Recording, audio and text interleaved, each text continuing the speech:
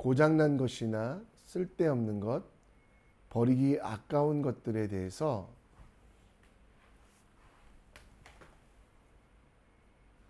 가져오라라는 그런 이야기를 하게 됩니다.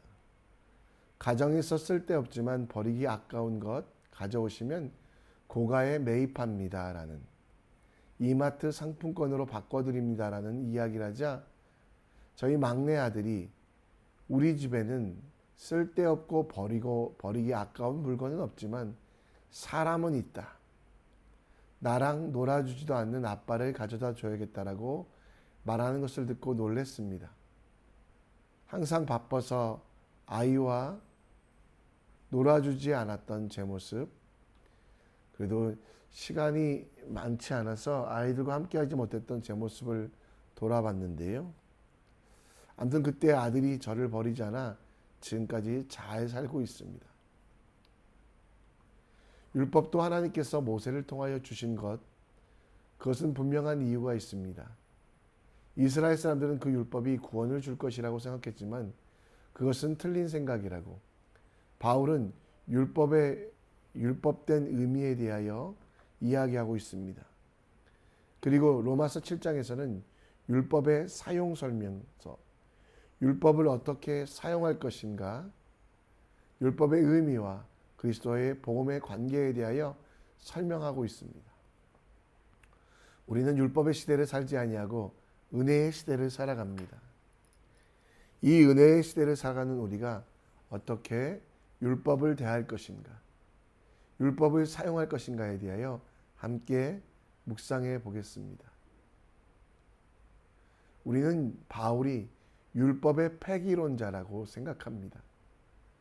또 예수님도 일부러 율법과 정결의식을 어기고 그 율법이 우리에게 버리도록 가르쳤다라고 생각합니다. 그러나 하나님 계획 가운데 예수님은 율법을 버리거나 폐하신 것이 아니라 완성하셨습니다. 마태복음 5장 17절에 분명히 이야기하고 계신데요. 율법이나 선지자를 폐하러 온 줄로 생각하지 말라. 폐하러 온 것이 아니요 완전하게 하려 함이라. 그렇습니다. 예수님께서 이 땅에 오신 것은 율법 속에 담긴 하나님의 뜻을 완성하시겠다라고.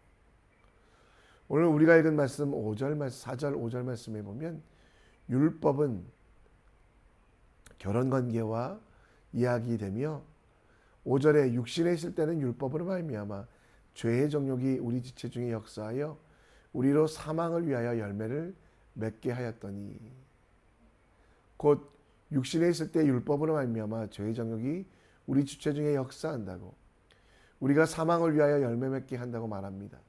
이 말은 율법의 저주 아래 아무도 벗어날 수 없고 그 율법을 통해서 결국 사망에 이를 수밖에 없다는 것을 이야기합니다. 결국 인간의 능력으로는 그 율법을 지킬 수도, 그 율법이 구원에 이르게 할 수도 없다라는 말씀이 담겨 있는데요. 여러분, 우리는 율법의 그 첫 번째 사용 목적, 모든 사람이 죄를 범하였음에 하나님의 영광에 이르지 못함을 보여주는 바로미터가 되는 걸 깨달아야만 합니다. 율법은 구원에 이르는 길이나 방법이 될 수 없으며 구원의 유일한 길 되시는 예수 그리스도가 필요함을, 그리고 모든 사람이 죄를 지었음을, 율법을 온전히 지킬 수 없음을 보여주어 예수님께로 향해 가는 가이드라인이 될 뿐입니다.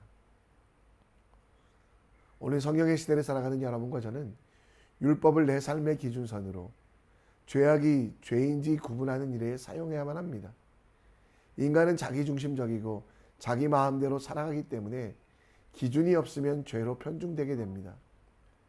따라서 오늘 내가 죄로 가지 않고 죄에 대하여 규정을 알기 위하여 우리는 율법을 통하여 그 죄의 기준선을 정하고 남기지 않기 위하여, 넘지 않기 위하여 우리는 노력해야만 합니다. 율법의 목적은 바로 죄를 깨닫게 하는 것.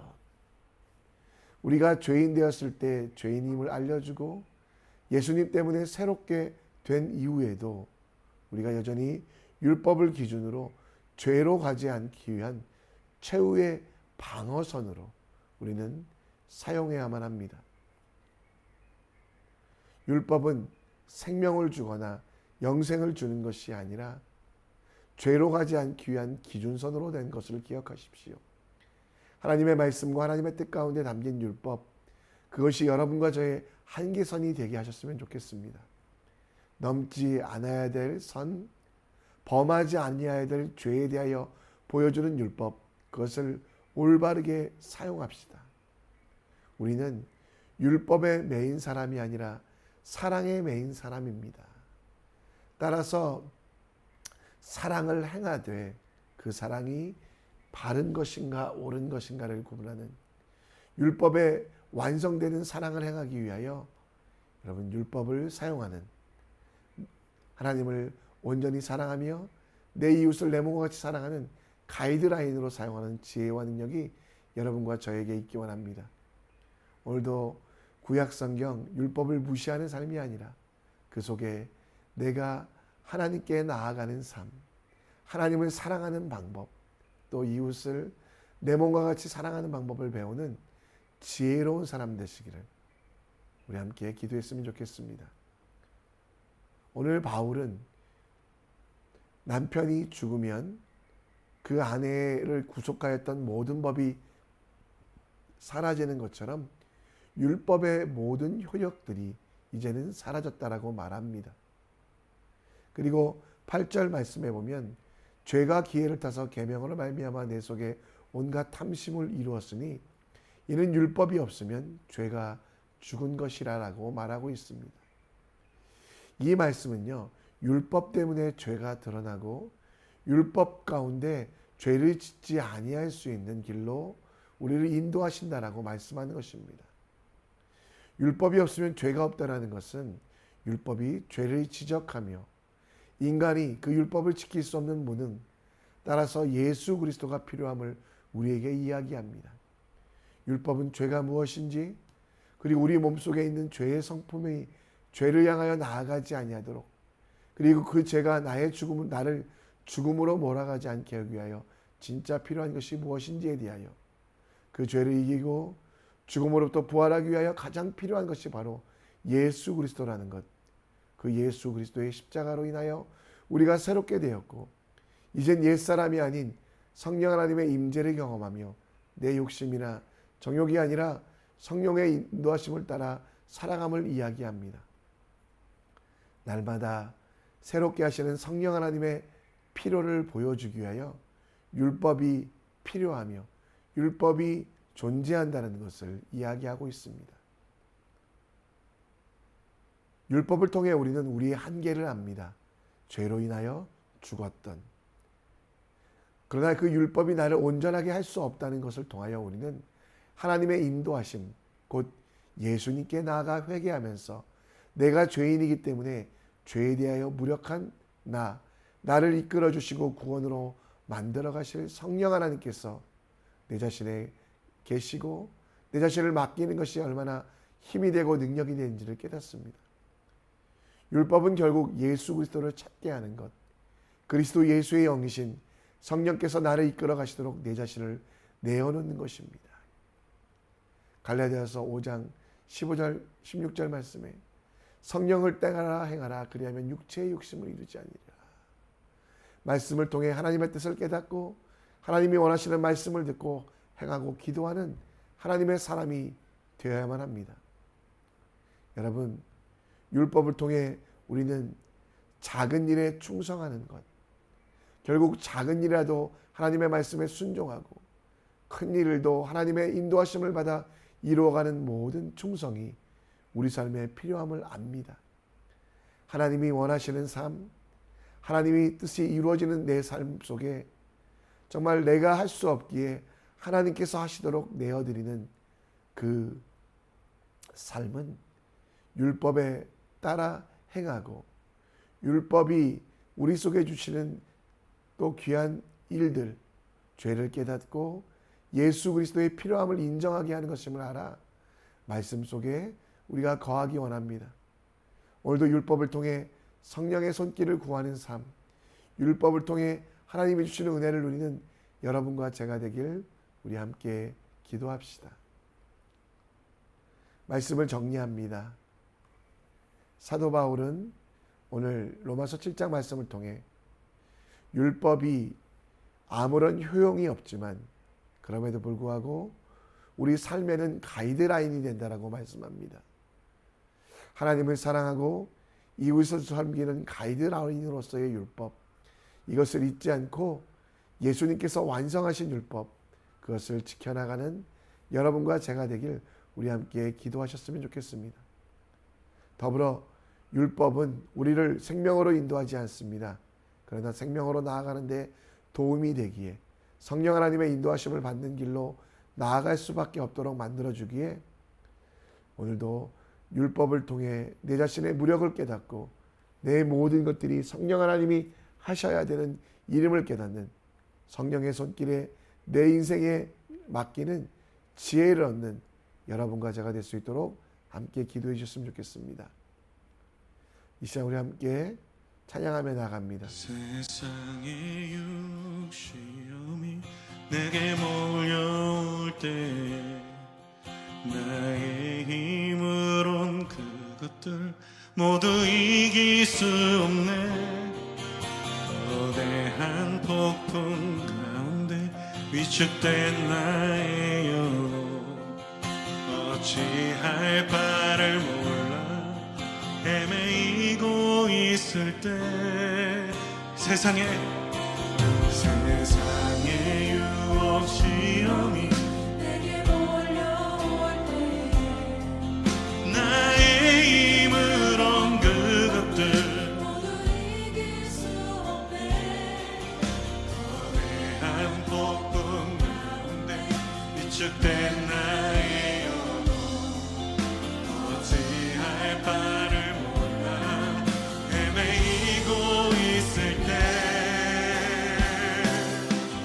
주의 찬양 손을 들고 찬양 전쟁은 나에게 속한 것 아니니 주의 찬양 손을 들고 찬양 전쟁은 하나님께 속한 것이니 거짓과 속임수로 가득 찬 세상에서 어디로 갈지 몰라 머뭇거리고 있네.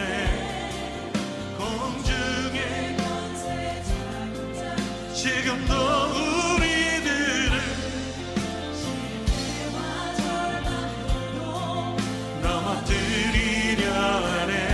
우리 목소리 높여 주위를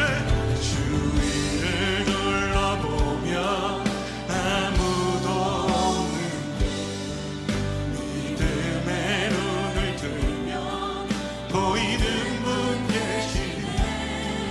지금도 내 안에서 역사하고 계시네. 사망과 어둠의 권세 지신 예수님 주를 찬양 손을 들고 찬양 전쟁은 나에게 속한 것 아니니 주를 찬양 주님 그렇습니다. 전쟁은 주님께 속하였습니다.